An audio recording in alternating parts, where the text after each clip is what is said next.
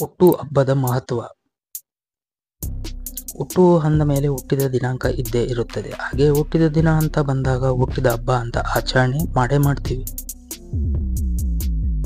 ಯಾಕೆಂದ್ರೆ ಇದು ಸಹಜ. ಕೆಲವರು ಅಮಾವಾಸ್ಯೆ ದಿನ ಹುಟ್ಟಿದರೆ, ಇನ್ನು ಕೆಲವರು ಹುಣ್ಣಿಮೆ ದಿನ ಹುಟ್ಟುತ್ತಾರೆ.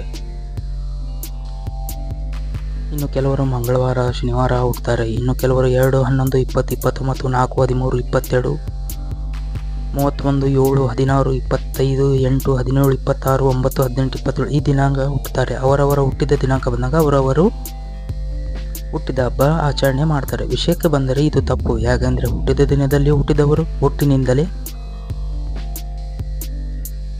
ಕೆಲವು ಸಮಸ್ಯೆಗಳಿಂದ ಬಳಲ್ತಾ ಇರ್ತಾರೆ. ಅದಕ್ಕೆ ಸಮಸ್ಯೆ ಹಲವಾರು ತರಹ ರೀತಿಯಲ್ಲಿ ಬರ್ತವೆ, ಜೊತೆಗೆ ಅನುಭವಿಸ್ತಾರೆ. ಅದಕ್ಕೆ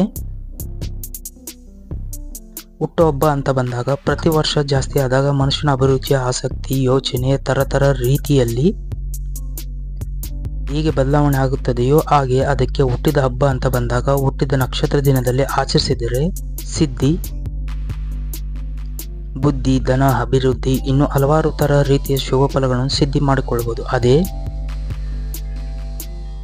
ಹುಟ್ಟಿದ ದಿನ ಆಚರಿಸಿದರೆ ಆಯುಷ್ಯ ಕ್ಷೀಣಿಸುತ್ತದೆ. ಇದರ ಜೊತೆಗೆ ಕಷ್ಟ, ನೋವು, ಹಿಂಸೆ ಜಾಸ್ತಿ ಆಗ್ತಾನೆ ಇರುತ್ತದೆ. ಅದಕ್ಕೆ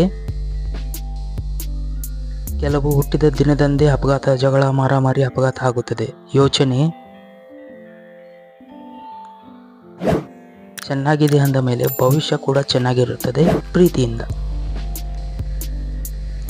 ಇನ್ನೂ ಹೆಚ್ಚಿನ ನನ್ನ ವಿಡಿಯೋಗಳು, ಮಾಹಿತಿಗಳು ತಿಳಿಯಬೇಕಾದರೆ ನನ್ನ ಯೂಟ್ಯೂಬ್ ಚಾನಲನ್ನು ಸಬ್ಸ್ಕ್ರೈಬ್ ಮಾಡಿ, ಲೈಕ್ ಮಾಡಿ, ಶೇರ್ ಮಾಡಿ. ಪ್ರೀತಿಯಿಂದ ಧನ್ಯವಾದಗಳು. ನಮಸ್ಕಾರ.